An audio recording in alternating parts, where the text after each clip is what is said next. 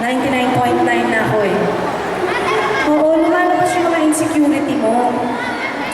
So, na-insecure ka, minsan gumagaragal yung buhok, pero tira pa din. Makakanta ka pa rin. Oo, hanggat may boses. Nakita niyo si Cesar Aguas? 200 na yan. Hindi masyadong, ay, ha? Nakadalawang ikot ka na. Ano no? Oo nga, so 200 ka na. Hindi halata, di ba? Kasi po kami pong mga musiko, habang kaya pang tumugtog, tugtog lang ng tugtog. Ito si Noel, actually, ito po 12 lang. Mukha lang po 100, pero bata pa po yan. 12 years old lang po yan.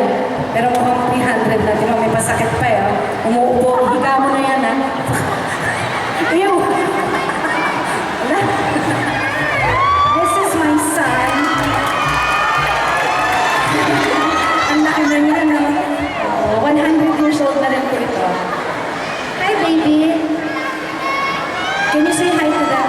Hi. Say good afternoon po. Afternoon po. Ay! Can you say it in Australian accent? Good day. Good day, mate. Sabi niya kasi sa akin nung isang araw, Mommy, you know, I'm half British. I'm half British and half what? American. And what else?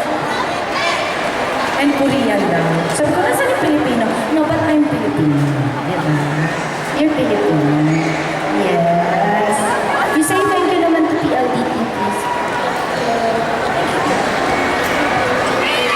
Yeah. Oh, we love you daw, boys. I love you. Ha? Thank you so much also to Robinson's Marketing Manager, Adrian Gonda.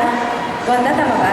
And PLDT Bulacan Zone Head, Arnel Hernandez. Bulacan PLDT Sales Partners, Roy Escedeo, Gina Pimentel, Liza Macapagkan, Susan Roque, Romel, and Romel Magpani.